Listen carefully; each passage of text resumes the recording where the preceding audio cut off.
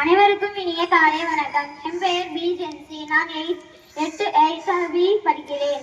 மாநகராட்சி நடுநிலைப் பள்ளி கிருஷ்ணாபுரம் பள்ளியில் படித்து வருகின்றேன். இன்று நான் மூலிகை செடிகளை பற்றி பேச வந்துள்ளேன். நோயற்ற வாழ்வை குறையற்ற செல்வம் என்று நம் முன்னோர்கள் கூறியுள்ளனர். மனிதர்கள் ஆரோக்கியமாக வாழ்வதற்கு இயற்கை கொடுத்த பரிசுகளில் ஒன்று மூலிகை செடிகள். பல ஆயிரம் ஆண்டுகளாக மனிதர்கள் நோய்களை தீர்ப்பதற்காகவும் உடல்நலத்தை பேணுவதற்காகவும் மூலிகை செடிகளை பயன்படுத்தி வருகின்றனர். இன்று நவீன மருத்துவம் மிகவும் வளர்ச்சி அடைந்து உள்ளன. இருந்தாலும் மூலிகை செடிகளின் மதிப்பும் பயனும் இன்னும் குறையவில்லை. மூலிகை செடியினால் மருத்துவமனைக்கு செல்லும் போது ரசாயன பொருட்களால் பயன்படுத்தப்பட்ட மருந்துகளை நம் உடலில் பயன்படுத்துகின்றன. ஆனால் நம் இயற்கையாகவே கிடைத்த மூலிகை செடிகளை பயன்படுத்த மாட்டேங்கிறோம்.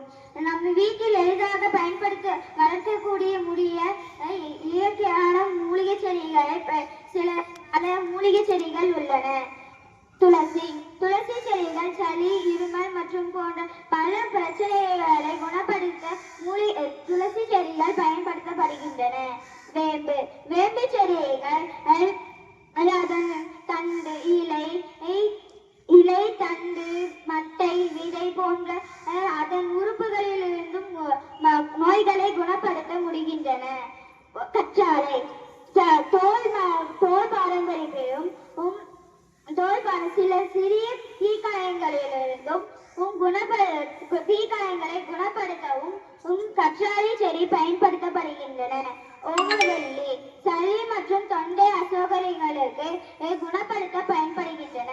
இன்றைய காலங்களில் மாசுபாடு, தவறான உணவு பழக்கம், உடற்பயிற்சி செய்யாமை போன்ற காரணங்களால் உடல்நல கேடு பிரச்சனைகளை அதிகரித்து வருகின்றன. ஆனால் மூலிகை செடிகளை பயன்படுத்துவதால் நமக்கு சுத்தமான காற்று எல்லாம் கிடைக்கிறது. இனிமேலாவது மூலிகை செடிகளை